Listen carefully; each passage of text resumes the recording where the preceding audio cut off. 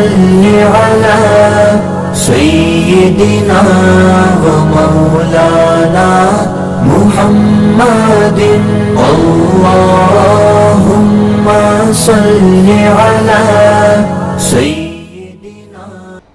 أعوذ بالله من الشيطان الرجيم.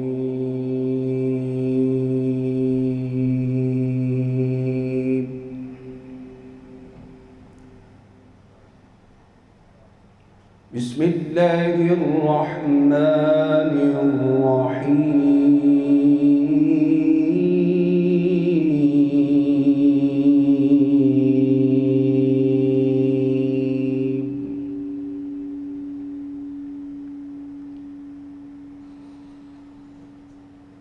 إن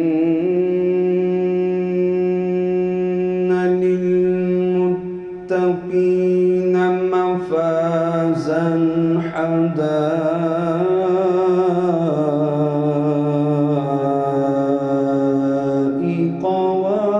وأعنابا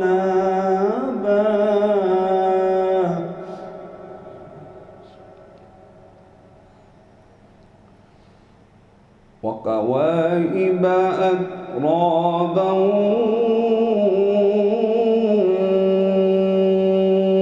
وكأسا دهاقا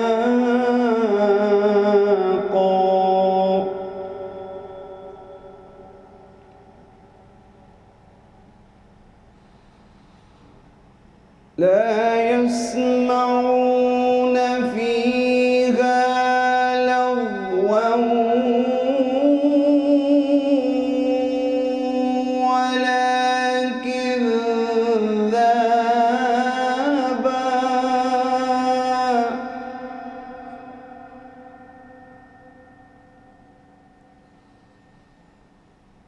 جزاء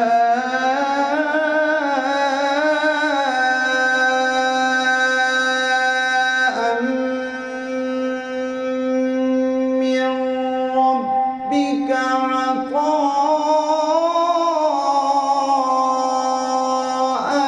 حسابا.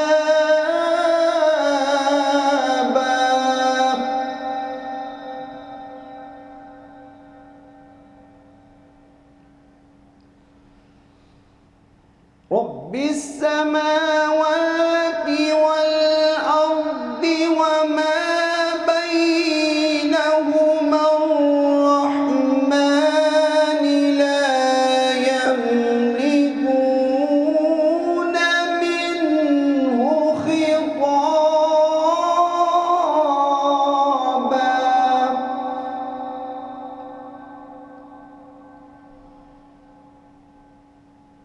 رب السماوات والأرض وما بينهما الرحمن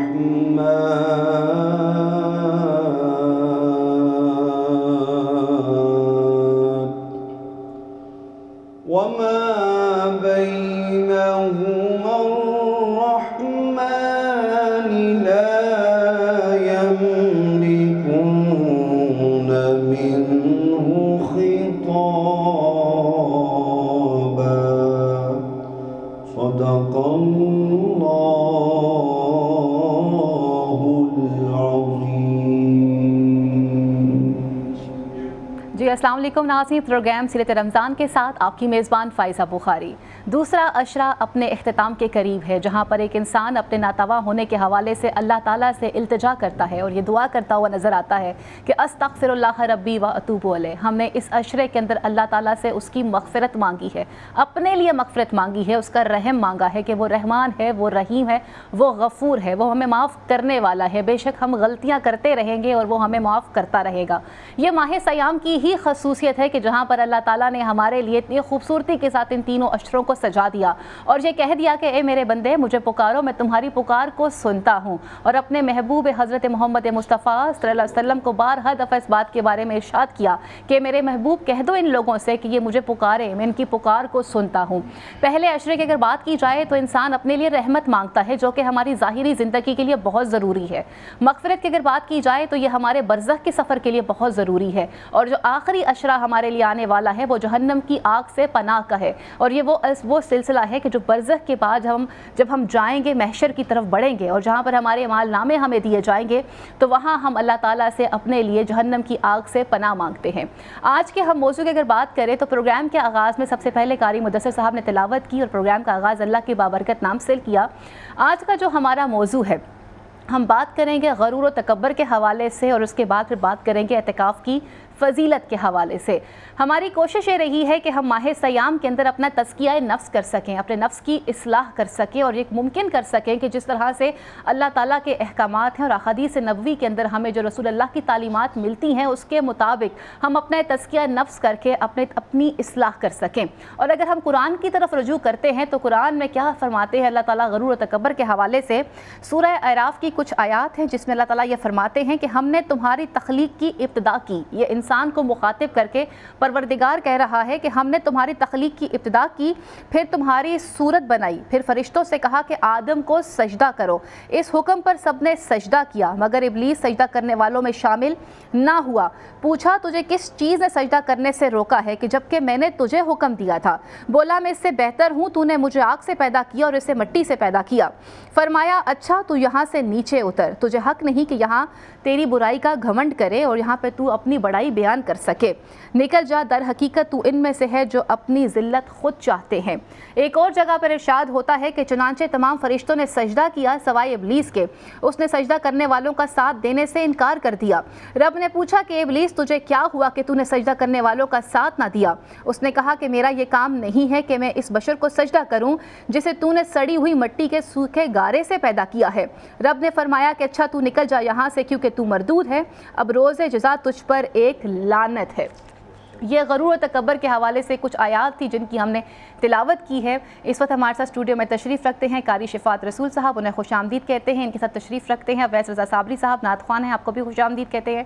دوسری جانب پہ تشریف رکھتے ہیں مولانا ظفر اقبال سیالوی صاحب، آپ کو بھی خوش آمدید کہتی ہوں۔ قاری مدثر حسین صاحب جنہوں نے تلاوت بھی کی تھی اور آج نعت خوانی کے فرائض بھی سر انجام دیں گے، آپ کو بھی خوش آمدید کہتی ہوں۔ اس سے پہلے کہ ہم پروگرام کا آغاز کریں، آغاز میں میں چاہوں گی کہ اویس رضا صابری صاحب ہمیں خوبصورت سے کلام سنا دیجیے تاکہ ہم اپنے گفتگو کے سلسلے کو آگے لے کر چل سکیں۔ چھیڑتا ہوں میں بھی اب تذکرہ مدینے کا، چھیڑتا ہوں میں بھی اب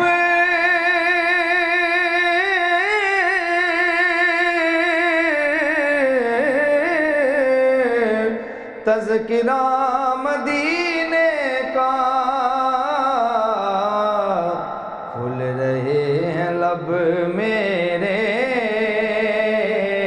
یہ فیض ہے مدینے کا، پوچھتا ہے جب کوئی مجھے آپ کا وطن کیا ہے، پوچھتا ہے جب کوئی مجھے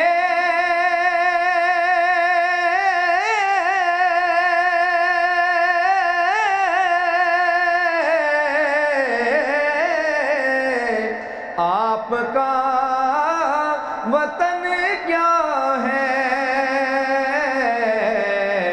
تو دل جواب دیتا ہے لکھ پتہ مدینے کا، دل جواب دیتا ہے لکھ پتہ مدینے کا، آسماں کی خواہش ہے، آسماں کی خواہش ہے کہ میں زمین بن جاؤں، آسماں کی خواہش ہے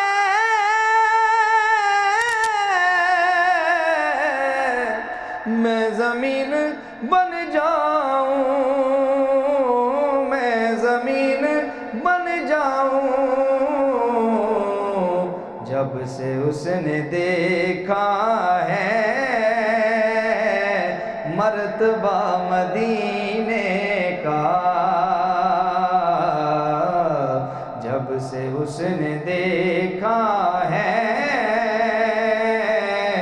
مرتبہ مدینے کا، کب کا مر گیا ہوتا، کب کا مٹ گیا ہوتا،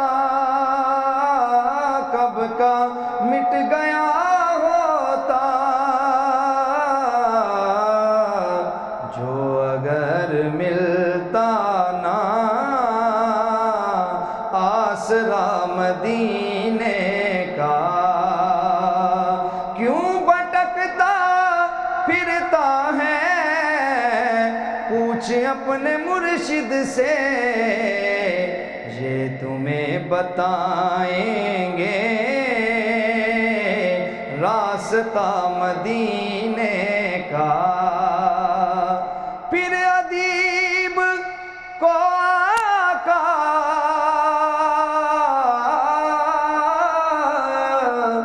اپنے در پہ بلوائے،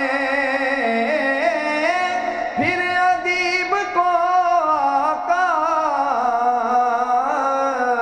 اپنے در پہ بلوائے، روز ایک جاتا ہے قافلہ مدینے کا، روز ایک جاتا ہے قافلہ مدینے کا، کھل رہے ہیں لب میرے، یہ فیض ہے مدینے کا۔ سبحان اللہ، جزاک اللہ، بہت ہی خوبصورت کلام آپ نے پڑھا ہے۔ قاری شفاعت صاحب، اگر ہم آج کے موضوع کے حوالے سے بات کریں، اس ماہ سیام میں ہر شخص اپنا تزکیہ نفس کرنا چاہتا ہے، اپنی اصلاح کرنا چاہتا ہے، اور آج کا جو موضوع ہے وہ غرور و تکبر کے حوالے سے، قرآن پاک کی صرف کچھ آیات کا میں نے ابھی ترجمہ کیا، جس میں اللہ تعالیٰ انسان کو یہ بتا رہے ہیں کہ ہم نے تمہیں پیدا کیسے کیا، اپنے تخلیق کے عمل کو بھی دیکھو، اور بارہا دفعہ اللہ تعالیٰ نے سورہ رحمان میں بھی ہمیں بتایا کہ ہماری تخلیق کا عمل کیا ہے، اور اللہ تعالیٰ نے جب انسان کو مخاطب کیا ہے تو اس کو بتایا ہے کہ وہ کمزور بھی ہے، وہ ناتواں بھی ہے، اور یہ بھی بتا دیا کہ ہماری تخلیق کا عمل کیا ہے۔ یہ غرور و تکبر کے حوالے سے جو قرآن پاک کی آیات ہمیں بتاتی ہیں، جو وعید ہمیں کرتی ہیں، اور جس طرح سے ابلیس کا ذکر آتا ہے، آپ اس کو کس طرح سے دیکھتے ہیں؟ بسم اللہ الرحمن الرحیم۔ وَلَقَدْ عَهِدْنَا إِلَىٰ آدَمَ مِنْ قَبْلُ فَنَسِيَ وَلَمْ نَجِدْ لَهُ عَزْمًا۔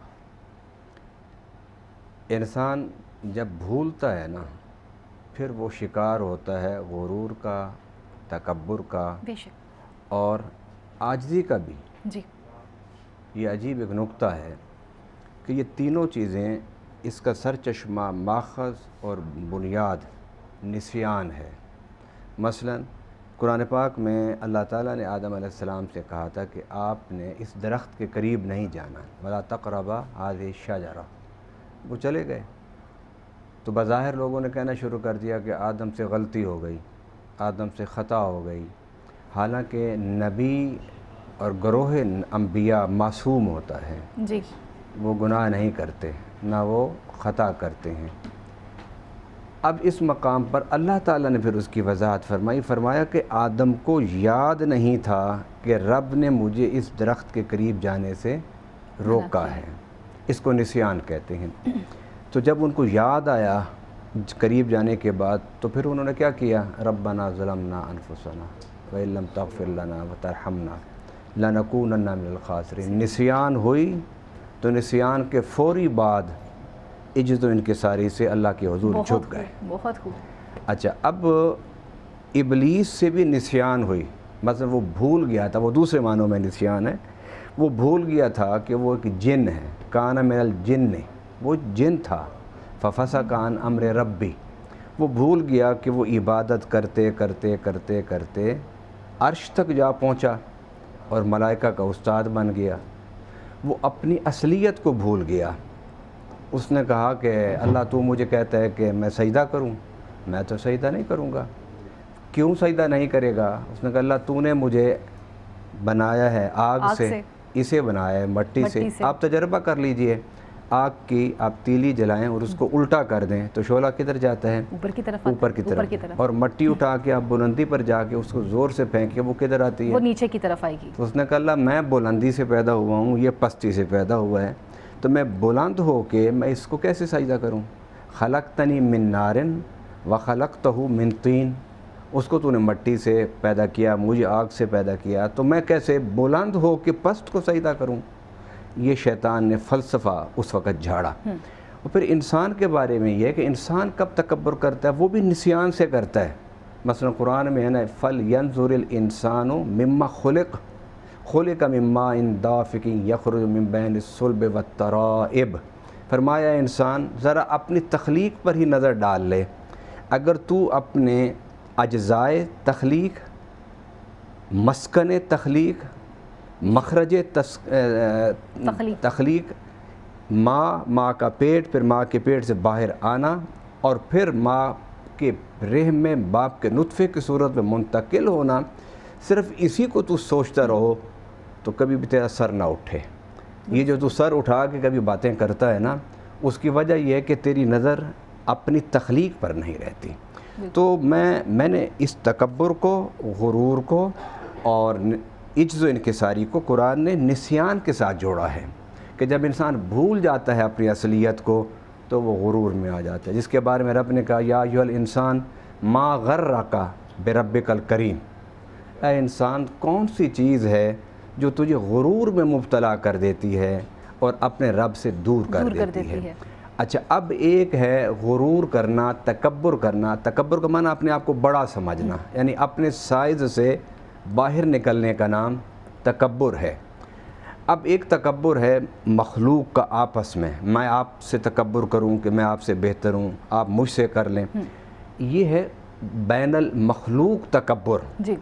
یہ کسی حد تک اللہ اس کو معاف کر دیتا ہے، لیکن اگر آپ خالق کے ساتھ تکبر کریں گے اور اس کی مقام پر بیٹھنے کی کوشش کریں گے تو اس کے بارے میں اللہ نے فرمایا میرے آخر میں الکبریاء ردائی، کبر تکبر میری چادر ہے، جو اس پر ہاتھ ڈالے گا وہ تباہ ہو جائے گا۔ اور اللہ نے قرآن پاک میں ایک اور جگہ پر ارشاد فرمایا نا کہ جیسے آپ نے کہا نا کہ اگر کہ کوئی اس ارادے سے تکبر کرتا ہے کہ وہ اس کی صفات کو چھونے کی کوشش کرتا ہے، تو پھر اللہ تعالیٰ پہلے سے پارے میں وہ خاطب پر کہتے ہیں نا پہلے پارے میں کہ آپ تو ایک مچھر بھی نہیں بنا سکتے، ایک مکھی بھی نہیں بنا سکتے، آپ تو تخلیق کے عمل کو ہی نہیں جانتے۔ وہ تخلیق کی جو بات ہوئی ہے نا وہ کسی اور جگہ پر ہوئی ہے، وہ اس انداز میں ہوئی تھی۔ چلے میں اس پر اپنے موضوع کو مکمل کروں، آپ نے اچھا مجھے نقطہ دیا، آپ کا شکر گزار ہوں آپ کا۔ اچھا اب اس میں یہ ہے کہ ایک ہے مخلوق کے ساتھ تکبر کرنا۔ تکبر کیا ہے کہ میں اپنے آپ کو بہتر سمجھوں، دوسرے کو اپنے سے حقیر سمجھوں۔ رب کو شاید اپنے آپ کو بڑا سمجھنے میں تو اتنا غصہ نہیں آتا جتنا غصہ اس کو اس وقت آتا ہے کہ جب آپ اس کے مخلوق کو حقیر سمجھتے ہیں، کہ رب نے کہا ہے الخلق عیال اللہ، یہ ساری مخلوق میرا کنبہ ہے۔ باپ کے سامنے کوئی علم میں کمزور ہو یا علم میں زیادہ ہو، مالی طور پر زیادہ ہو یا کم ہو، باپ کو سب سے ایک جیسا پیار ہوتا ہے۔ اب میں یہاں نقطہ یہ بتا رہا ہوں، جب آپ خالق سے تکبر کرتے ہیں تو وہ تکبر اللہ کو پسند نہیں ہے۔ مثلا نمرود نے کہا تھا میں خدا ہوں، تو پھر رب نے کیا سزا دی؟ فرمایا اس کو سزا کیا دی؟ سزا یہ دی کہ اس کے کان میں ایک چھوٹا سا مچھر جس کا آپ نے ذکر کیا وہ گھس گیا، اور وہ جب اس سر پر جوتے نہیں پڑتے تھے تو وہ پھر حرکت کرتا تھا، اس کو پریشان کرتا تھا۔ پہلے وہ لوگ اس کو تھپڑ مارتے تھے، اس سے بھی کام نہ چلا، پھر گھسون پٹی ہوتی تھی، اس سے بھی کام نہ چلا، تو پھر ایک چمڑے کا جوتا بنایا گیا تھا، اور وہ جو بادشاہ تھا اور نعوذ باللہ خدا سمجھتا تھا، رب نے اس کو پھر اس کے دماغ پر جوتے برسائے۔ یاد رکھیے اللہ کے ساتھ جو تکبر ہے اور مخلوق کو حقیر جاننا، رب کو یہ ہرگز پسند نہیں ہے۔ اور ابلیس نے بھی یہی غلطی کی تھی، اس نے کہا تھا میں اس کو کیسے سجدہ کروں، یہ تو مجھ سے کم تر ہے، کم تر سے پیدا ہوا ہے۔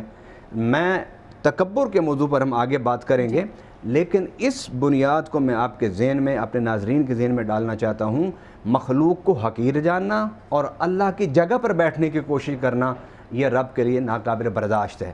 اور اسی طرح قرآن پاک میں ہے یا حامان ابن لی سرح اللہ علی، اے میرے وزیر حامان مجھے ایک سیڑھی لگا کے دے، میں جا کر چڑھ کے دیکھوں آسمانوں میں کوئی رب ہے بھی صحیح ہے نہیں۔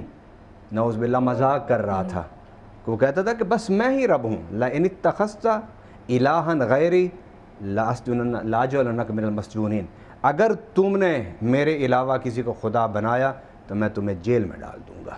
رب نے اس کا انجام کیا کیا کہ وہ پانی میں ڈوب رہا تھا، ڈوبتے ہوئے اب اس نے یہ نہیں کہا کہ لا الہ الا اللہ، اس نے کہا آمنت برب موسیٰ و ہارون، میں اللہ پر ایمان لاؤں، پتہ نہیں تم یقین کرو نہ کرو، میں کہتا ہوں موسیٰ جو تیرا رب ہے نا، اے ہارون جو تیرا رب جس کو تم دونوں مانتے ہو، میں اس پر ایمان لاتا ہوں۔ ڈبکیاں کھا رہا تھا، مر رہا تھا اور کہتا تھا میرا ہاتھ پکڑ لو، فرمایا الان قبل من قبل وقد عصیت قبل، اب تو آیا اس ٹریک پر کہ میں اللہ کا بندہ بنتا ہوں۔ پہلے تو خدا بننے کے دعوے کرتا تھا، اس کو مچھر کے ذریعے جوتے مروا کے رب نے اس کے الہی غرور کو توڑا کہ اس نے تکبر کیا تھا، اور اس کو رب نے نہر میں دریا میں موسیٰ اور ہارون کے سامنے ڈبو کے اس کو کیا۔ پھر اس کے بعد اس کے جسم کے بارے میں فرمایا فَالْيَوْمَ نُنَجِّيكَ بِبَدَنِكَ لِتَكُونَ لِمَنْ خَلْفَكَ آیَةً، ہم نے تیری روح تو تیرے جسم سے نکال لی ہے، لیکن تیرا جسم ہم لوگوں کے لیے قیامت تک کے لیے عبرت بنا دیں گے۔ یہ دیکھو یہ حال ہوتا ہے جو خدا بننے کا دعویٰ کرتے ہیں۔ بے شک، اور یہ بات ڈھکی چھپی ہی نہیں ہے، آج اس پر ریسرچ ہو رہی ہے، سائنٹسٹ اپنی ریسرچ دے چکے ہیں، بلکہ آج بھی اگر جا کے دیکھا جائے تو ایجپٹ کی جو ہے میوزیم میں آج بھی وہ ممی پڑی ہے فرعون کی، کہ جو منہ بولتا ثبوت ہے کہ غرور تکبر کرنے والوں کا کیا انجام ہے اور اللہ تعالیٰ نے ان کے لیے کیا سخت قسم کی سزائیں رکھی ہوئی ہیں۔ سیالوی صاحب، ہم دیکھتے ہیں کہ جب خطبہ حجۃ الوداع دیا جاتا ہے تو وہاں پر رسول اللہ یہ فرماتے ہیں کہ کسی عربی کو کسی اجمی پر اور کسی اجمی کو کسی عربی پہ کوئی فوقیت نہیں ہے، نہ کسی کالے کو کسی گورے پر ہے، نہ کسی گورے کو کسی کالے پر ہے، اگر ہے تو وہ صرف اور صرف تقویٰ کی بنیاد پر ہوگی۔ یہاں پر جن صفات کے حوالے سے بھی شفا صاحب نے ذکر کیا اور کچھ قرآنی آیات کا بھی انہوں نے حوالہ دیا ہے کہ جب انسان اس صفات کی طرف بڑھتا ہے کہ جہاں پر اپنے سے کسی کو حقیر سمجھنے کی کوشش کرے یا اس ذات کبریائی کی جو صفات ہیں ان میں سے کسی ایک کی طرف ہاتھ بڑھانے کی کوشش کرے تو پھر کیا وعید ہے؟ اس حوالے سے میں چاہوں گی کہ مزید احکامات خداوندی آپ ہمیں بتائیں۔ بسم اللہ الرحمن الرحیم، نحمدہ و نصلی و نسلم علی رسولہ الکریم۔ جس طرح کہ آپ نے تکبر کے بارے میں سنا اور رب ذوالجلال کی کبریائی کی طرف ہاتھ بڑھانا یا اللہ کی صفات کی طرف جانا کبر ہے، تو اس کو ان تفسیر کی روشنی میں شیخ سعدی علیہ الرحمہ نے بڑے پیارے انداز میں فرمایا کہ تکبر عزازیل را خار کرد، بزندان لعنت گرفتار کرد۔ فرما رہا ہے کہ دیکھو قرآن مجید کو پڑھ کے اور دنیا کے اندر نظر دوڑا کے دیکھو، جن جن لوگوں نے تکبر کیا ہے ان کا حشر کیا ہوا ہے، اور مین جو تکبر کا سرچشمہ بنا ہے وہ عزازیل بنا ہے، شیطان بنا ہے۔ اور اس کے لیے کیا فرمایا کہ شیخ سعدی فرماتے ہیں کہ لعنت کا طوق ہمیشہ کے لیے قیامت تک اس کے گلے میں ڈالا جاتا رہے گا۔ اب جو تکبر کر رہا ہے، الکبر ردائی، کبر میری چادر ہے، جو بھی ہاتھ بڑھائے گا تباہ ہو جائے گا۔ نمرود کے بارے میں فرمایا گیا کئی سو سال تک اس نے خدائی کا دعویٰ کیا، مگر رب تعالیٰ نے اسے کچھ نہیں کہا، کر لے جو کرنا ہے۔ مگر جب اس نے تکبر کے پردے کے اندر چھوٹے چھوٹے بچوں کو ذبح کرنا شروع کر دیا، جس طرح کہ آج اسرائیل درندگی کا ثبوت دے رہا ہے، نمرود نے بھی اسی طرح بچوں کو زندہ ذبح کرنا شروع کر دیا کہ میرے مد مقابل کوئی نہ آ جائے، تکبر کی وجہ سے۔ تو پھر رب ذوالجلال نے ان بچوں کے خون کی وجہ سے ان کو تباہ اور برباد کیا، اور پھر اس کے دماغ کے اندر ناک کے ذریعے مچھر گیا اور اس کو چتر پڑے اور وہ ضلالت کی موت مرا۔ دوسری بات آپ نے فرمائی کہ رب کا قرب کیسے حاصل کیا جا سکتا ہے، تو اس کے لیے عجز اور انکساری سب سے بڑی نعمت ہے۔ جب انسان کے اندر عجز اور انکساری آ جاتی ہے، اور عجز اور انکساری انسان کو رب کا قرب دیتی ہے اور تقوی اور پرہیزگاری کی طرف لے کر جاتی ہے۔ جب بھی کوئی اپنے آپ کو نیچا لے کے جانے کی کوشش کرتا ہے رب تعالیٰ اسے بلند فرماتا ہے۔ بے شک۔ جس طرح کہ آپ دیکھیں کہ نبی مکرم صلی اللہ علیہ وسلم کی امت پر رب تعالیٰ نے روزے فرض کیے، اعتکاف لازم کیا، سنت موقدہ کی طرف آیا، تو اس میں انسان اللہ اس کے رسول کی اتباع کے اندر جتنا چلا جاتا ہے اور اللہ کی اور رسول کی طرف عاجز انکساری کے ساتھ جاتا ہے، رب تعالیٰ جل اس کو اپنے قریب کرتا ہے اور اپنا قرب عطا فرماتا ہے۔ بے شک۔ اور قرب کے پیش نظر جس طرح کہ آپ نے موضوع کی طرف بھی لے کے گئے جی۔ کہ رب کی طرف جانے کا ذریعہ جیسا کہ رمضان شریف کے روزے، جی۔ اعتکاف، رمضان کے روزے کو اعتکاف کے ساتھ اس طرح ملاتے ہیں کہ رب تعالیٰ صبح سیری سے لے کر غروب آفتاب تک اپنی خواہشات کو چھوڑ کر رب کی خواہشات کے مطابق انسان ڈھالتا ہے۔ ڈھالتے ڈھالتے 20 رمضان تک ایسا ہوا، پھر رب تعالیٰ فرماتے ہیں آکفون فی المساجد، آ جاؤ اعتکاف کے لیے مسجد کی ٹھیک طرف۔ ہو گیا۔ اب جب اعتکاف مسجد کی طرف آیا جی۔ تو پھر انسان سے رب تعالیٰ اذن کی ساری عطا فرماتے ہوئے فرمایا کہ رات کو تمہیں اجازت تھی کھانے پینے کی، اپنی خواہشات کو پورا کرنے کی، لیکن اب دن کو تو کھا پی نہیں سکتے، رات کو کھا بھی سکتے ہو، لیکن رات میں اعتکاف کی شکل میں مسجد میں بیٹھنے کی شکل میں اب ساری کی ساری تمہاری خواہشات کو چھوڑ کر، اپنی مرضی کو چھوڑ کر میری اتباع اور فرمانبرداری کی طرف۔ یہاں سے بات تو کنٹینیو کریں گے، فی الحال ابھی ہم بات کر رہے ہیں غرور تکبر کے حوالے سے، تو غرور تکبر پہ بھی مزید رائے بھی لیں گے، لیکن قاری مدثر صاحب میں چاہوں گی کہ خوبصورت سا کلام پیش کیا جائے، اس کے بعد پھر قاری شفا صاحب کی طرف بڑھتے ہیں۔ اہل بیت کے چند اشعار پڑھتا ہوں۔ اللہم صل علی سیدنا و مولانا محمد، اللہم صل علی سیدنا و مولانا محمد، اللہم صل علی سیدنا و مولانا محمد وعلی سیدنا علی و سیدتنا فاطمہ و سیدتنا زینب و سیدنا حسن و سیدنا حسین وعلى آلہ وصحبہ وبارک وسلم، اللہم صل علی سیدنا و مولانا محمد۔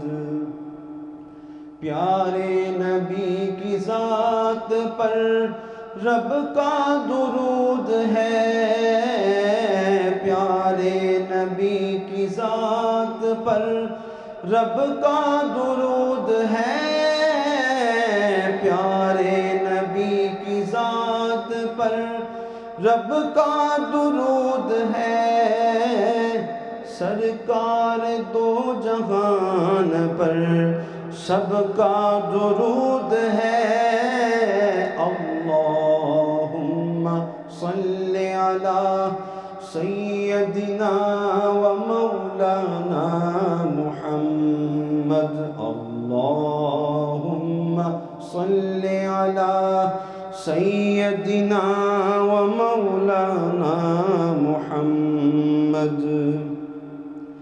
زہرا پہ بھیجتے جو درود و سلام ہے، زہرا پہ بھیجتے جو درود و سلام ہے، زہرا پہ بھیجتے جو درود و سلام ہے، وہ سچے غلام مصطفیٰ ہے، نیک نام ہے، اللہم صل علی سیدنا و مولانا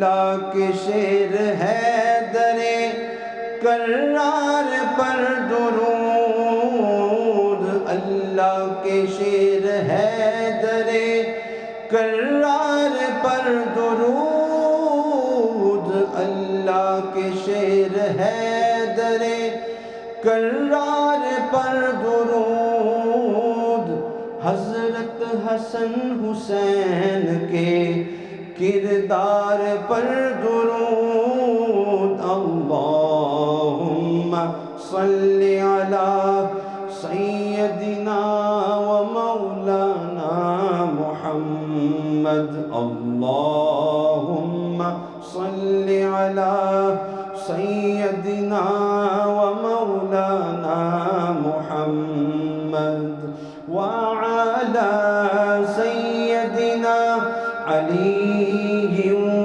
سیدتنا فاطمہ و سیدتنا زینب و سیدنا حسن و سیدنا حسین وعلی آلہ وصحبہ وبارک وسلم، اللہم صلی علی سیدنا و مولانا محمد۔ سبحان اللہ، سبحان اللہ، سبحان اللہ، بہت ہی خوبصورت آپ نے یہ درود پڑھا ہے، اور ہم نے ان پر درود بھیجا ہے کہ جن پر خود اللہ اور اللہ کے فرشتے درود بھی بھیجتے ہیں اور سلام بھی بھیجتے ہیں۔ قاری شفاعت صاحب، ہم بات کر رہے ہیں غرور و تکبر کے حوالے سے کہ غرور و تکبر ایسی ایک صفت ہے کہ جس کے حوالے سے ابھی آپ نے قرآن کی کچھ آیات کا ہمیں باقاعدہ تلاوت کر کے بھی بتایا کہ اس میں اللہ تعالیٰ کیا ارشاد فرماتے ہیں۔ اگر انسان اپنا تزکیہ نفس کرنا چاہتا ہے، اور یہ ایک ایسی چیز ہے جس میں آپ نے خود ایک حوالہ دیا، نسیان کا ذکر کر دیا کہ یہ کیسے آتا ہے، اور اس میں ایک طرف آپ عاجزی کی طرف بھی جا سکتے ہیں، آپ تکبر کی طرف بھی جا سکتے ہیں، تو اگر تزکیہ نفس ہم کرنا چاہتے ہیں تو یہ کیسے ممکن ہوگا کہ جو شخص اگر وہ بھول بھی جاتا ہے، اس سے غلطی بھی ہو جاتی ہے، خطا بھی ہو جاتی ہے، تو وہ کیسے کرے گا؟ دیکھیے، تزکیہ کا جو تعلق ہے جی، وہ اصلاح کے ساتھ ہے، جی، اور اصلاح کا دائرہ بہت وسیع ہے۔ جی، اصلاح کا معنی یہ ہوتا ہے کہ ہر وہ صفات ذمیمہ، مذمومہ جو اللہ کو ناپسند ہیں ان کو چھوڑ دینا، یہ تزکیہ ہے۔ اور میں آپ کے لیے یہ نقطہ جی، اگلا ہے نا سوچا تھا کہ میں آپ کو ہدیہ کروں جی، گا، جی، جی، کہ اللہ کی صفات کو اختیار کرنا تکبر نہیں ہے، کیونکہ حدیث پاک میں ہے تخلقوا باخلاق اللہ، کہ تم اللہ کی صفات اور اس کے اوصاف وہ اپنے اندر جتنی پیدا کرتے جاؤ گے اتنا رب کے قریب ہوتے جاؤ گے۔ سبحان اللہ۔ مثلا تزکیہ کا بھی یہی معنی ہے کہ آپ علائشیں جو ہیں، انسانی علائشیں، ان کو چھوڑتے جائیں اور الہی صفات کی طرف آتے جائیں، بے شک، یہ ہے تزکیہ۔ میرے آقا نے فرمایا کہ اللہ کہتا ہے کہ اپنے آپ کو مزین کرو اللہ کی صفات سے۔ بہت مثلا اللہ کی صفت ہے وہ دیتا ہے، تم دینے والے بنو۔ اللہ کی صفت ہے وہ پلاتا ہے، تم پلانے والے بنو۔ اللہ کی صفت ہے کھلاتا ہے، تم کھلانے والے بنو۔ اللہ کی صفت ہے کہ وہ علم دیتا ہے، تم علم دینے والے بنو۔ اللہ کی صفت ہے کہ وہ خوشخبریاں سناتا ہے، تم خوشخبریاں سناؤ۔ اللہ کی صفت ہے کہ اگر کوئی غلط راستے پر چل رہا ہو تو اس کو بتاؤ۔ ہمارے ہاں کہتے ہیں ڈرانا، انذار کا معنی ڈرانا نہیں ہے، نذیر کا معنی ڈرانا نہیں۔ وہ جب آپ کسی کو باخبر کریں گے کہ یہ جو راستہ جا رہا ہے اس کے اینڈ پر کنواں ہے اور اندھا کنواں تو اس میں گر جائے گا، جی، تو اب ڈرانا نذیر کے معنی کا لازم معنی ہے، حقیقی معنی نہیں ہے۔ تو تخلقوا باخلاق اللہ، آپ جتنے آپ اللہ کی صفات کے ساتھ اپنے آپ کو مزین کرتے جائیں گے، جی، آپ اللہ کے قریب ہوتے جائیں گے۔ اچھا، کچھ صفات ایسی ہیں جو ہمارے اندر ہیں، رب میں نہیں ہیں۔ اب اس میں ہم اللہ کی تقلید کیسے کریں؟ اللہ کی صفت کو اپنے اندر کیسے لائیں؟ مثلا اللہ کھاتا نہیں ہے، ہمیں کھانے پر مجبوری ہے۔ بالکل ہے۔ اللہ پیتا نہیں ہے، ہم پینے پر مجبور ہیں۔ اللہ سوتا نہیں ہے، ہم سونے پر مجبور ہیں۔ وہ آیت الکرسی جس کا آپ ذکر کر جی۔ رہی تھی، لا تأخذہ سنۃ ولا نوم، نہ اس کو اونگ آتی ہے نہ اس کو نیند آتی ہے۔ اچھا، اب یہ صفات ہم کس طرح اللہ کی طرف جائیں گے؟ جی۔ تو اس میں یہ ہے کہ جو صفات اللہ کے اندر نہیں ہیں تمہارے اندر ہیں، ان میں جب اختصار کریں گے آپ تو تب بھی رب کے قریب ہوں گے۔ زیادہ وقت سوئیں گے تو رب سے دور ہوں گے، بالکل۔ تھوڑا وقت سوئیں گے، جتنا دیر جاگیں گے، وہ جاگنا تو رب کی صفت ہے نا، تو رب کی صفت آپ کے اندر پیدا ہو جائے گی۔ بہت خوب، یہیں سے گفتگو کے سلسلے کو آگے لے کر چلیں گے۔ یہاں پہ وقت ہوا چلتا ہے مختصر سی بریک کا، اور آج ہم بات کر رہے ہیں سیرت رمضان میں غرور تکبر کے حوالے سے۔ یہاں سے آگے اپنی گفتگو کے سلسلے کو بڑھائیں گے۔ اللهم صل على سيدنا ومولانا محمد اللهم صل على سيدنا۔ ویلکم بیک ناظرین، سیرت رمضان ہم بات کر رہے ہیں غرور تکبر کے حوالے سے، اور کوشش یہ کر رہے ہیں کہ تزکیہ نفس اپنا کر سکیں اور یہ جان سکیں غرور تکبر کے حوالے سے اللہ تعالیٰ کے احکامات کیا ہیں، اور ہم کس طرح سے ان صفات سے بچ سکتے ہیں کہ جنہیں اللہ تعالیٰ پسند نہیں کرتے ہیں۔ قاری شفا صاحب، بریک پہ جانے سے پہلے جیسے آپ بتا رہے تھے اور آپ نے کچھ آیات کی تلاوت بھی کی تھی، کیونکہ ہم چاہتے ہیں کہ وقت جتنا کم ہو، جتنا زیادہ ہو، ہم جلدی جلدی اپنی چیزوں کو سمیٹنا شروع کر دیں، کیونکہ یہ اصلاح کا ایک ٹائم پیریڈ ہوتا ہے ہمارے ناظرین، اور ہم سب یہ چاہتے ہیں کہ اپنی اپنی اصلاح کر سکیں۔ جناب، ہم نے دیکھا کہ غرور تکبر کی بات کی جاتی ہے تو یہاں پر بہت سے لوگ ہم نے ایسے بھی دیکھے ہیں اپنی سوسائٹی کے اندر کہ جہاں علم کی اگر بات آتی ہے کہ آپ تو علم بانٹنے سے بڑھتا ہے، لیکن یہاں پر ہم نے یہ دیکھا کہ اگر جس کے پاس علم ہے وہ اس پہ تکبر بھی کرتا ہوا نظر آتا ہے۔ کیا علم پہ تکبر کرنا شیطانی صفت نہیں ہے؟ بالکل ایسے ہی ہے، لیکن ہم جو وقفے سے پہلے کر رہے تھے، جی مثلا اللہ کھاتا نہیں ہے، بالکل، تو اب خدا کی صفات کے ہم کھانے پینے اور سونے کے معاملے میں کیسے قریب ہوں گے؟ جی تو اس کے بارے میں علماء کرام نے لکھا ہے کہ کھانا پینا آپ کم کر دیں، سونا کم کر دیں، آپ نہیں کھائیں گے، جتنا وقت آپ نہیں کھائیں گے آپ خدا کی صفات پر عمل کر رہے ہیں، بالکل، جتنا وقت آپ نہیں پئیں گے آپ اللہ کی صفت کو اختیار کیے ہوئے ہیں، جتنا وقت آپ نہیں سوئیں گے اتنا وقت آپ اللہ کی صفت پر عمل کر رہے ہیں۔ اس لیے قرآن پاک میں اللہ نے فرمایا تتجافا جنوبہم عن المضاجع، جو میرے بندے ہیں اگر ان کی پہچان سمجھنا چاہتے ہو تو وہ یہ ہے کہ دن کو وہ رزق کمانے کی محنت کرتے ہیں اور راتوں کو ان کے پہلو نرم گداز بستر سے جدا رہتے ہیں۔ اب اس مقام پر ایک میں واقعہ حضرت ابراہیم ادہم کا واقعہ سنانا چاہتا ہوں۔ وہ بادشاہ تھے تو ان کے ہاتھ میں کوڑا ہوتا تھا، وہ چلے گئے باہر، کوڑا بھول گئے، تھوڑی دیر میں آئے تو نوکرانی وہاں صفائی کر رہی تھی، صفائی کرتے کرتے اس نے دیکھا کہ آج کوئی بھی نہیں، میں ذرا مزے لے کے دوں کوئی اس نرم گداز بستر پر، تھوڑی دیر کی لیٹی، اتنے میں ابراہیم آ گئے کوڑا اپنا اٹھانے کے لیے۔ انہوں نے دیکھا کہ یہ نوکرانی ہو کے باندھی ہو کے شہنشاہ کے بستر پر لیٹی ہوئی ہے، ان کے ہاتھ نے کوڑا اٹھایا، اسے پیٹا، 2-4 مارے، جب اسے مارے تو وہ رونے کی بجائے وہ ہنسنے لگ گئی۔ حضرت ابراہیم نے کہا کہ گدھی میں تجھے مارتا ہوں، مار رہا ہوں، درد میں لوگ روتے ہیں اور تو ہنس رہی ہے۔ اس نے کہا کہ میں صرف اس لیے ہنس رہی ہوں کہ یہ سوچ رہی ہوں کہ کل ابراہیم کو کتنے کوڑے پڑیں گے، میں تو ایک آن میں لیٹی ہوں تو مجھے اتنی مار پڑی ہے، تو ساری رات اس بستر پر سوتا ہے، پتہ نہیں اس کو کل قیامت کے دن کیا مار پڑے گی۔ ایک یہ واقعہ، وہ غرور ختم ہو جاتا ہے۔ ذرا انسان سوچے نا کسی ایک نصیحت کی بات پر تو انسان بن جاتا ہے۔ میں نے کہا انسان اگر انسانیت سے اوپر چلا جائے، اپنے آپ کو کچھ ما فوق الفطرت سمجھنا شروع کر دے، وہ انسان نہیں رہتا۔ اچھا، اس کے بعد رات کو وہ لیٹے ہوئے تو اس کے بعد سوچ رہے تھے، تو چھت پر کسی چیز کے چلنے کی آواز آئی، بھاگنے کی۔ آپ غصے میں اٹھ کے اوپر چلے گئے، اوپر گئے تو دیکھا تو ایک آدمی گھوم رہا تھا۔ فرمانے لگے اللہ کے بندے تو لوگوں کی چھتوں پر اس وقت؟ انہوں نے کہا میرے اونٹ گم ہو گئے، میں انہیں تلاش کر رہا ہوں۔ ان کا اونٹ صحرا کی چیز ہے، بالکل، وہ وہاں تلاش کر، یہ تو کوئی چرند پرند ہونا تو وہ تو کہہ سکتا ہے جی میرے گھر سے اٹھ کے آپ کے گھر کی چھت پر آ گیا۔ تو اس نے ایک آہ بھر کے ایک جملہ بولا، اس نے کہا کہ ابراہیم اگر صحرا کی چیز چھت پر تلاش کرنا یہ غلط ہے، صحیح نہیں ہے، تو ساری رات آرام دہ بستروں پر سو کر پھر رب کا بندہ بننا یہ بھی ممکن نہیں ہے۔ بہت خوب، بہت بس اس کے بعد انہوں نے سارا کچھ واپس کر دیا، اور واپس کر کے گودڑی جس میں وہ پہلے تھے بادشاہت میں آنے سے پہلے، جو ان کا باپ بکری ہیں وراثت میں دیا گیا تھا، وہ انہوں نے لی اور دریا کے کنارے جا کے بیٹھ گئے۔ غرور و تکبر سے انسان کی ترقی رک جاتی ہے، انسان کا عروج رک جاتا ہے، اس کے لیے دعائیں ختم ہو جاتی ہیں۔ علم کی بات کی، قیامت کے دن اللہ تعالیٰ وہ عالم جو تکبر کرتے ہوں گے ان کے منہ میں لگام ڈالی جائے گی گرم آگ کی، وہ کہیں گے اللہ ہم تو سارا دن ساری زندگی تیرے دین کو بیان کرنے میں گزاری تھی، لوگوں کو علم پڑھانے میں گزاری تھی۔ فرمایا مجھ سے اس خدمت کا صلہ نہ مانگو، اس لیے کہ تم نے علم پڑھا اور پھر علم سکھایا اور تقریریں کی ہیں، مناظرے کیے اور باتیں کی، تو کیا لوگوں نے تمہیں بڑا عالم نہیں کہا تھا؟ اور تمہاری نیت بھی یہی تھی کہ لوگ مجھے بڑا عالم کہیں، بالکل، تو تو نے مرنے سے پہلے وہ صلہ تو پا لیا، مجھ سے تو پانے کے لیے تو نے کوئی نیت ہی نہیں کی۔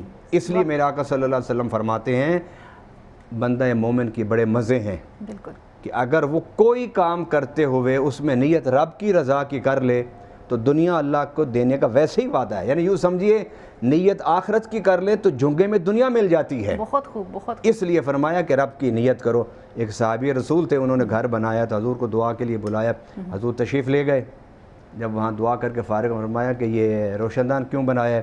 اس نے کہا حضور میں نے ہوا کے لیے، تو میرے آقا نے اس کی اصلاح فرمائی، کیونکہ صحابہ کے معلم میرے آقا صلی اللہ علیہ وسلم تھے اور میرے آقا کے معلم اللہ خود تھے۔ بے شک، تو میرے آقا نے فرمایا کہ یہ روشن دان بناتے ہوئے اگر نیت یہ کر لیتا کہ آذان کی آواز میں سنوں تو ہوا تو آنی ہی آنی تھی۔ اس لیے قرآن کا یہ فلسفہ ہے کہ مومن اور کافر میں صرف یہ فرق ہے، جب بھی وہ کوئی کام کرتا ہے تو اس کے پیش نظر دنیا کا مفاد اور دنیا کا طمع ہوتا ہے، اور مومن جب بھی کوئی کام کرتا ہے اس کے پیش نظر آخرت کا مفاد اور اللہ کی رضا ہوتی ہے۔ بے شک، بے شک، اس بات میں کوئی شک نہیں۔ اور اللہ تعالیٰ نے قرآن پاک میں ارشاد فرمایا نا کہ انسان اپنے پیدائش کے عمل کو دیکھ لے کہ تم اپنے ماں کے پیٹ کے اندر ایک بے جان نطفے تھے اور ہم نے اس میں جان ڈالی، ورنہ تمہاری کیا اوقات تھی، تمہاری کیا قابلیت تھی، اگر ہم چاہتے تو تم نہ بھی آ سکتے، اور اگر ہم نے چاہا ہے تو تم دنیا میں آئے ہو، تو اپنے تخلیق کے عمل پر غور کیا کرو۔ ہمارے ساتھ موجود ہیں محمد شہباز چاند صاحب جو کہ نعت خوان ہیں، میں چاہوں گی کہ آج خوبصورت سا کوئی کلام پیش کریں۔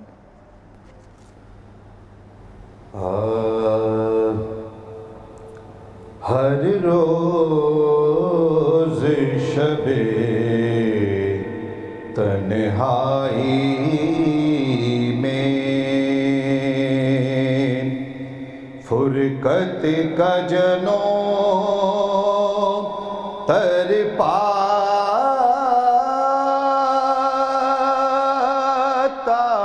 ہے،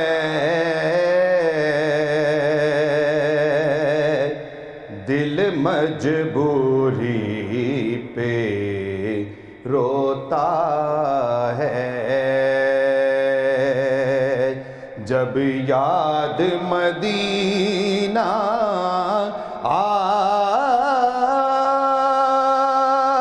آتا ہے، دل مجبوری پہ روتا ہے، ایک ہوک اٹھے میرے سینے سے،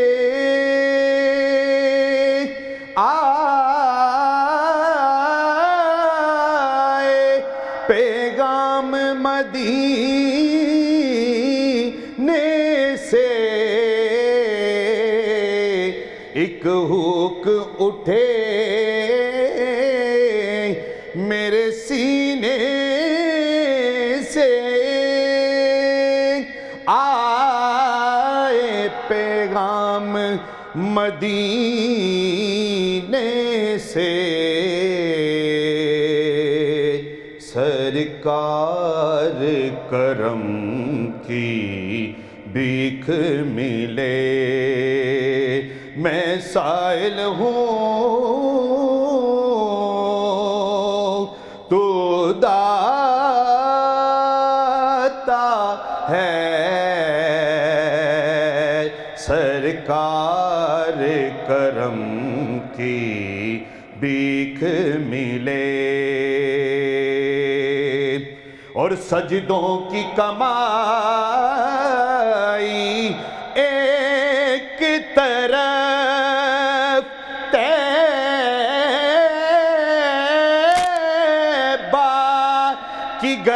گدائی ایک طرف سجدوں کی کمائی، ایک طرف طیبہ کی گدائی، ایک طرف ہر چیز اسے مل جاتی ہے، جو در پہ نبی کے جاتا ہے، ہر چیز اسے مل جاتی ہے، جو در پہ نبی کے جاتا ہے۔ دل مجبوری پہ روتا ہے، ہو خیر تیرے میخانے کی، ہر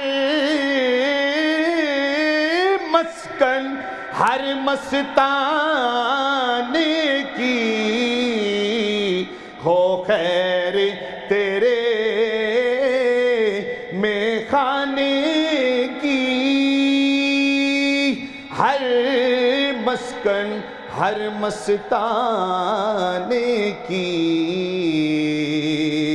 ساقی تیری مست نگاہوں سے ہر پیمانہ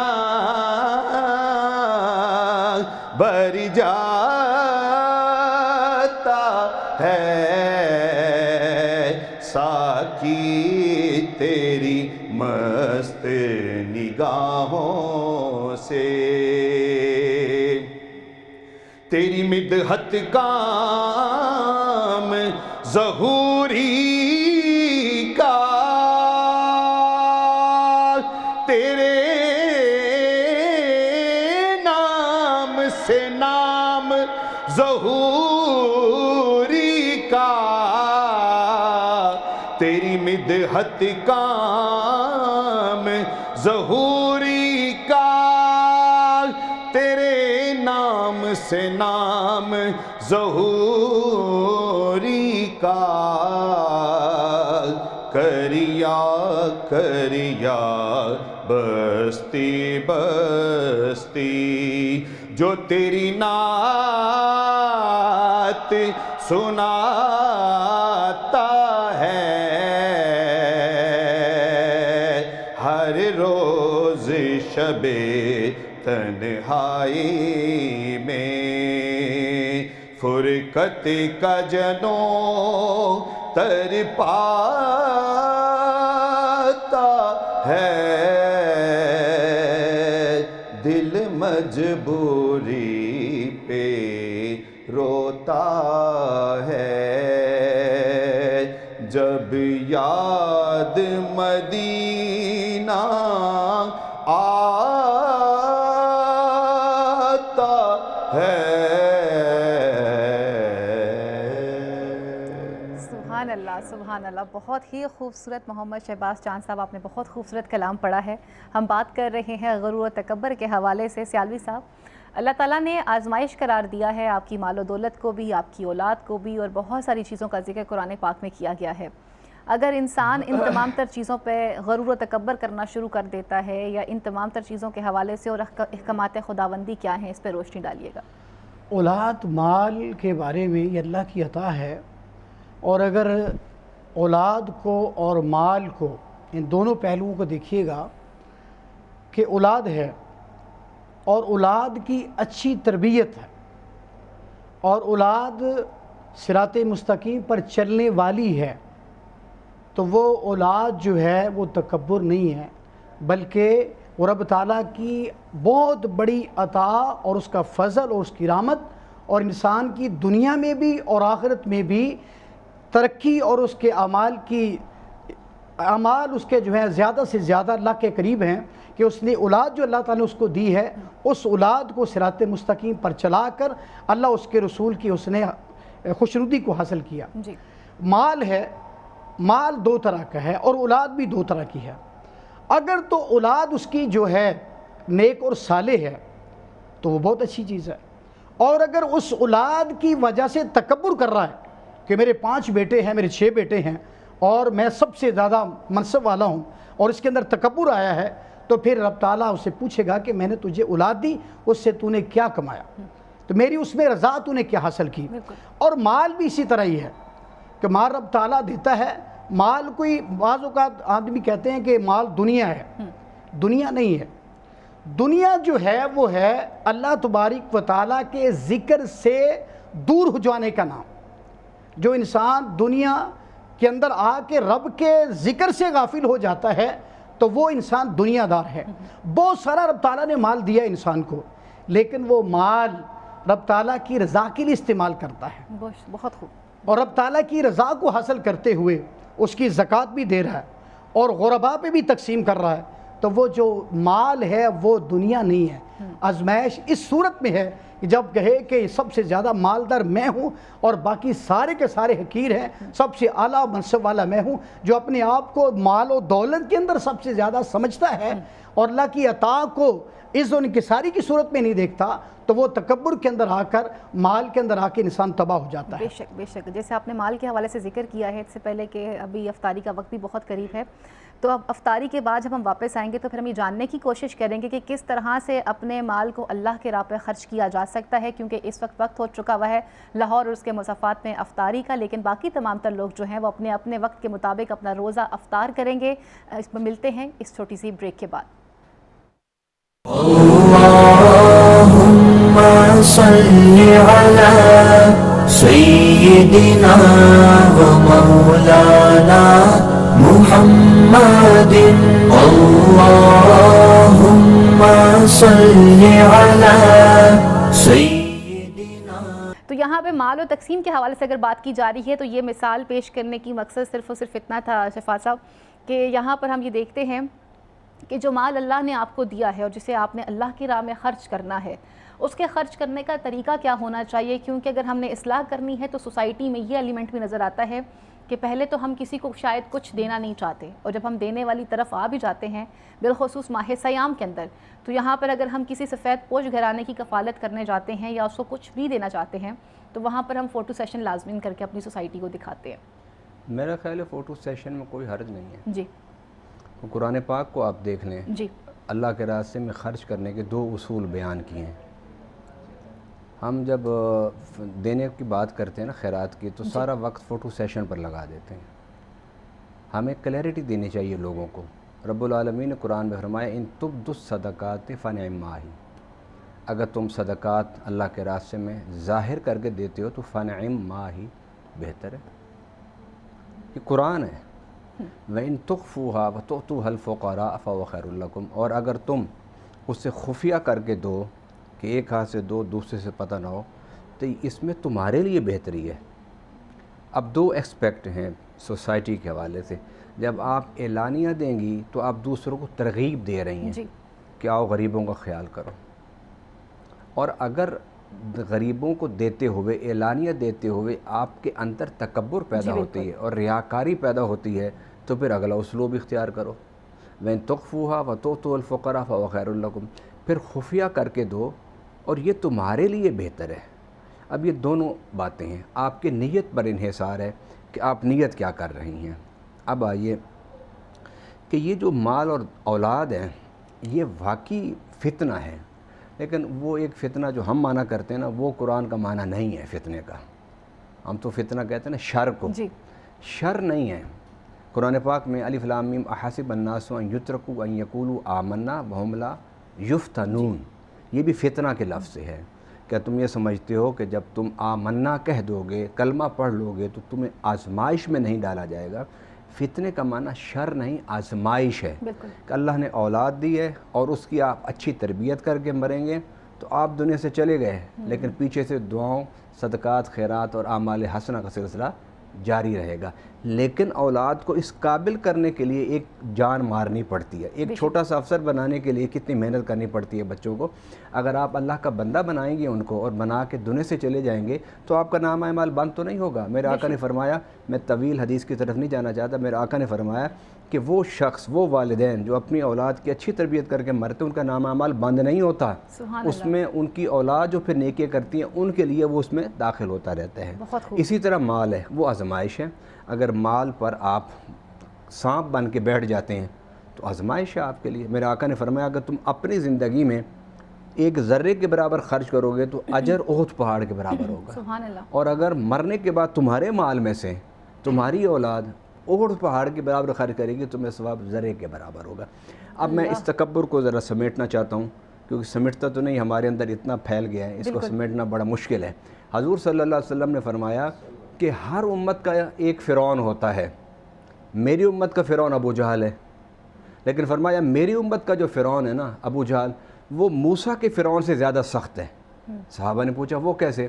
فرمایا موسیٰ کا فرعون تو ڈوبتے ہوئے اس کا تکبر بھی ختم ہو گیا اور کلمہ پڑھنے کے لیے بھی تیار ہو گیا تھا، لیکن میرا جو فرعون تھا جب معاذ و معوذ نے اسے نیچے گرایا اور صحابی بیٹھ کے اس گردن کاٹنے لگے، اس نے پوچھا کون ہو؟ اس نے کہا کہ میں انصاری ہوں۔ اس نے کہا کاش چرواہا میری گردن نہ کاٹتا، کوئی میرے قبیلے کا مکہ کا سردار میرے گردن کاٹتا۔ پھر گردن کاٹنے کا طریقہ بھی بتایا۔ پھر وہی اس نے کہا کہ اچھا چلو تو نہیں کاٹنی ہے نا تو پھر تھوڑی سی گردن نیچے کر کے کاٹنا۔ اس نے کہا تجھے اس کا کیا فائدہ ہوگا؟ اس نے کہا جب گردنیں کٹی ہوئی پڑی ہوں گی نا تو بڑی گردن سے لوگ پہچانیں گے یہ کسی سردار جی کی گردن ہے۔ اس لیے فرمایا کہ میری امت کا جو فرعون تھا وہ تکبر اور غرور میں موسیٰ کی امت کے فرعون سے بھی آگے نکل گیا۔ آئیے انسان بنیے، انسان عاجزی سے اچھا لگتا ہے، انسان تواضع سے اچھا لگتا ہے، اور میرے آقا صلی اللہ علیہ وسلم نے فرمایا من تواضع للہ رفعہ اللہ، جو اللہ کے لیے جھک جاتا ہے اللہ اس کو سر بلند کر دیتا ہے، اور جو تکبر کرتا ہے اللہ اسے سر نگو کر دیتا ہے۔ ٹھیک ہو گیا جی، بہت خوبصورت بات کی آپ نے سیالوی صاحب، کیونکہ کل تمام تر جو کچھ مومنین مومنات جو ہیں وہ مومنات جو ہیں اپنے اپنے گھروں میں اہتمام کریں گے، اور مومنین جو ہیں مساجد کا رخ کریں گے اور اعتکاف کی جو حوالے سے آگے بڑھیں گے۔ تو میں چاہوں گی کہ ابھی اعتکاف کے حوالے سے آپ ہمارے ناظرین کے لیے کچھ خوبصورت سی جو باتیں ہیں وہ بتا دیجئے، کیونکہ اعتکاف کیسی عبادت ہے اور اس کا اہتمام کس طرح سے ہونا چاہیے۔ بسم اللہ الرحمن الرحیم۔ اعتکاف کے بارے میں نبی مکرم نور مجسم صلی اللہ علیہ وسلم کا اسوہ حسنہ ہمارے سامنے موجود ہے کہ نبی کریم صلی اللہ علیہ وسلم ہر سال جب روزے فرض ہوئے گے تو آپ کا کریم صلی اللہ علیہ وسلم اعتکاف بیٹھتے جی، اور جب آخری وصال سے پہلے آقا کریم صلی اللہ علیہ وسلم 20 دن اعتکاف بیٹھے، اور اس میں شب قدر کو تلاش کرنا مقصود ہے، اور امت کو ترغیب دینا کہ تم نے شب قدر کو تلاش کرنا ہے، اور اس میں عبادت جو ہے 1000 سال کی عبادت سے زیادہ ہے۔ اور پھر نبی کریم صلی اللہ علیہ وسلم کا فان علی شان ہے کہ جو بندہ اعتکاف بیٹھتا ہے اس کو 2 حج کا حجتین و عمرتین، 2 حج اور 2 عمروں کا ثواب ملتا ہے۔ حج اور عمرے کا ثواب کیا ہے؟ حج جب انسان صاحب ثروت بن جاتا ہے، صاحب استطاعت ہو جاتا ہے، اس پہ حج فرض ہو جاتا ہے اور وہ حج کرتا ہے، اور حج کرنے کے لیے وہ خانہ کعبہ شریف حاضری دیتا ہے، اور جب جاتا ہے تو پہلی نظر خانہ کعبہ شریف پڑتی ہے تو سارے گناہ معاف ہو جاتے ہیں۔ تو یہاں پہ ایک بات عرض کرتا چلا جاؤں گا کہ ایک بزرگ نے سیدنا امام اعظم ابو حنیفہ رضی اللہ تعالیٰ عنہ سے سوال کیا، میں عمرے حج پہ جا رہا ہوں تو آپ مجھے کوئی نصیحت فرمائیں کہ میں جا کے دعا کیا کروں، کہ جو مانگنا مانگ لے، رب کی بڑی عطا ہے، آپ جو چاہیں مانگ سکتے ہیں، مگر ضد پہ آیا کہ آپ حضور کچھ نہ کچھ بتائیں تو صحیح نا۔ تو آپ نے ارشاد فرمایا سیدنا امام اعظم ابو حنیفہ رضی اللہ تعالیٰ عنہ نے، جب تیری نظر پڑے نا کعبے کے اوپر تو یہ دعا کرنی ہے کہ یا رب العالمین آج کے بعد میں جو بھی دعا کروں یا اللہ اسے قبول فرما لینا، یعنی مجھے مجیب الدعوات بنا دینا۔ مال ہو گیا تو حج کے لیے گیا، اور عمرہ جب چاہے انسان عمرہ کے لیے جا سکتا ہے، اجر عظیم ہے، ان دونوں چیزوں میں ہے کیا؟ اللہ کا قرب اور نبی کریم صلی اللہ علیہ وسلم کی بارگاہ میں حاضری. بے شک. لیکن بہت سارے ایسے غریب طبقہ ہمارے جیسا، میرے جیسا، اب جیسے میرے جیسا، کہ وہ نہیں جا سکتا. لیکن رب ذوالجلال نے ان پر اور میرے کریم صلی اللہ علیہ وسلم نے کرم فرمایا کہ تم اس طرح کر لو کہ تم رمضان کے آخری عشرہ میں میرے گھر میں آ کر، اپنے گھر سے نکلنا ہے، میرے گھر میں آ جاؤ، اور میرے گھر میں آؤ گے اور میرے گھر میں آ کر تم جو کچھ مانگو گے تمہیں عطا بھی کروں گا، اور تمہیں 2 حج اور 2 عمروں کا ثواب بھی عطا فرما دوں گا. سبحان اللہ. اب اس میں اعتکاف کے سلسلے میں کہ حج و عمرے کا ثواب، اور اس میں بالخصوص میں بات کرنا چاہوں گا کہ رب تعالیٰ انسان کو پریکٹس کروانا چاہتا ہے. جی.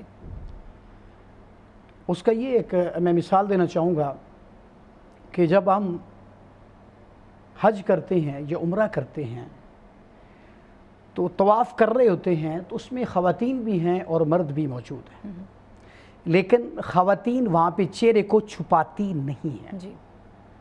عام حالات میں چہرہ چھپانا لازم ہے. جی. عورت کا معنی نہیں اپنے آپ کو چھپانے کے معنی میں لیا جاتا، وہاں نہیں چھپاتی. مرد بھی دیکھ رہے ہیں، عورتیں بھی چہرے کھلے ہوئے ہیں، مگر اس کے باوجود اللہ تبارک و تعالی مسلمانوں سے یہ پریکٹس کروانا چاہ رہا ہے کہ میرے گھر میں آئے ہو مگر تمہاری توجہ ان کی طرف نہیں ہے، ان کے حسن کی طرف نہیں، جمال کی طرف نہیں، میری طرف ہے. اب جب دنیا سے نکل جاؤ، میرے خانہ کعبہ حرم سے نکل جاؤ، پھر تمہارے اندر یہ تمہارے اندر صفت پیدا ہو جائے کہ جب میرے جلووں کو دیکھنے آئے ہو، میرے انوار کو دیکھ رہے ہو، تم نے میرے جانے کے بعد بھی ان کو دیکھنا ہے، مگر باہر جا کے ان پر چہرہ چھپانا لازم ہو جاتا ہے. پھر دوسرا ہے کہ نماز کیا ہے؟ الصلاۃ معراج المومنین. نماز مومن کی معراج ہے. معراج کیا ہے؟ رب ذوالجلال کے پیارے حبیب صلی اللہ علیہ وسلم نے بھی معراج کی، اور مومن بھی معراج کرتا ہے. اور مومن جو ہے سمیت تمام انبیاء کے آقا کریم صلی اللہ علیہ وسلم کے بغیر کسی نبی نے اللہ تبارک و تعالیٰ کا دیدار بغیر حجاب کے یعنی کہ نہیں کیا، بغیر حجاب کے نہیں کیا. حجاب کے اندر کیا، انوار و تجلیات کے مشاہدات کیے، مگر ایک ذات ہے جس نے اللہ رب العالمین کا دیدار کیا، اور وہ محمد رسول اللہ کی ذات ہے. اب جب فرمایا کہ کیا مومن کی معراج جو ہے یہ اللہ کو دیکھیں گے. مختصر ہے، میں قطع کلامی کی معذرت چاہتی ہوں، اور جیسے بات کی جا رہی تھی اعتکاف کے حوالے سے، تو آج تمام تر جتنے بھی مسلمان بہن بھائی ہیں وہ اس وقت اپنا خوشی خضوع کے ساتھ اہتمام کریں گے، کیونکہ کل سے جو ہے وہ دوسرا عشرہ جو ہے وہ اپنے اختتام کی طرف بڑھ جائے گا، اور ہم تیسرے عشرے میں داخل ہونے والے ہوں گے. تو تمام لوگ جو ہے وہ اپنے اعتکاف کا اہتمام بھی کریں گے. بہت بہت شکریہ قاری شفاعت رسول صاحب آپ کی آمد کا، محمد شہباز چاند صاحب آپ کی آمد کا بہت شکریہ، سیالوی صاحب آپ کی آمد کا بہت بہت شکریہ، اور قاری مدثر صاحب آپ کی آمد کا بھی بہت شکریہ. ناظرین، سیرت رمضان کا وقت یہیں پر ختم ہوا چلتا ہے، لیکن کل ایک نئے موضوع کے ساتھ آپ کی خدمت میں دوبارہ سے حاضر ہوں گے، اور یہ کوشش یہ کریں گے کہ اپنا تزکیہ نفس کا عمل جو ہے وہ آخری روزے تک ہم جاری رکھیں اور یہاں سے کچھ سیکھ کر جائیں. مجھے دیجیے اجازت. اللہ نگہبان، پاکستان زندہ باد. لیکن قاری مدثر صاحب میں چاہوں گی آخر پہ خوبصورت سا کلام. منظر فضائے دہر میں سارا علی کا ہے، منظر فضائے دہر میں سارا علی کا ہے، منظر فضائے دہر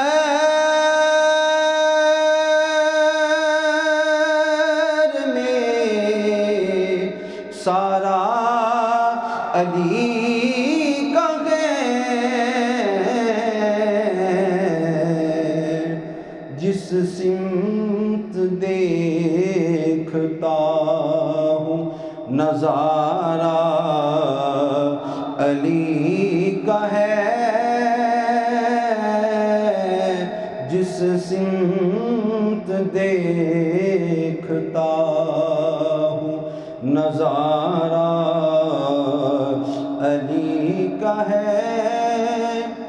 اور مرحبے دو نیم ہے سرے مقتل پڑا ہوا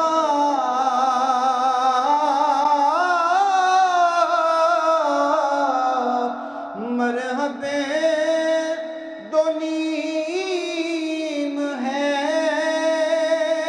سرے مقتل پڑا ہوا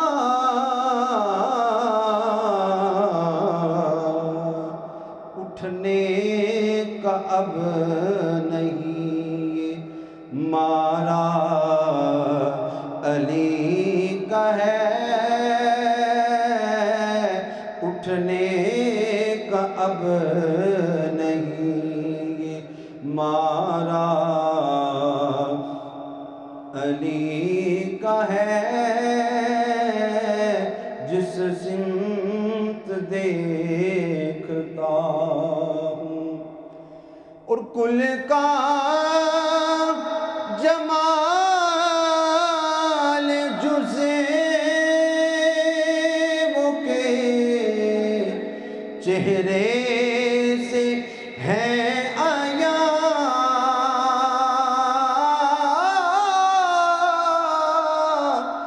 کل کا جمال جزے وہ کے چہرے سے ہے آیا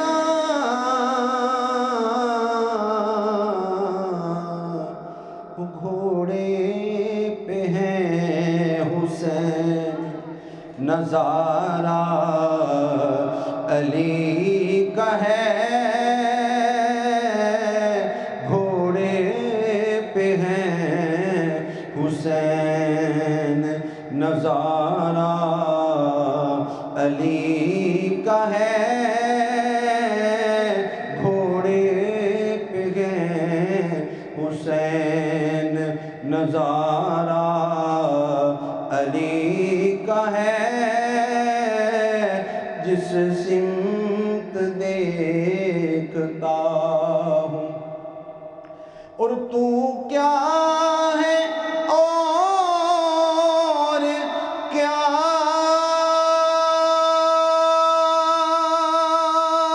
ہے تیرے علم کی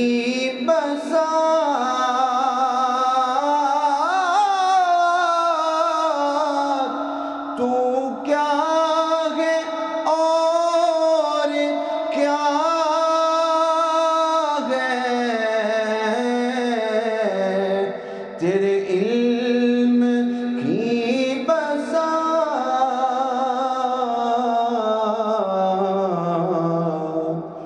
مجھ پر کرم نصیر یہ سارا علی کا ہے مجھ پر کرم نصیر یہ سارا علی کا ہے جس سمت دیکھتا ہوں نظارہ علی کا ہے منظر فضائے دہر میں سارا علی کا ہے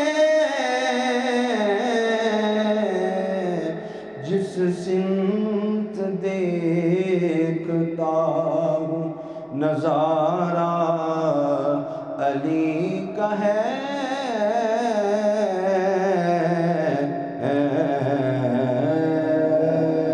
سبحان اللہ سبحان اللہ سبحان اللہ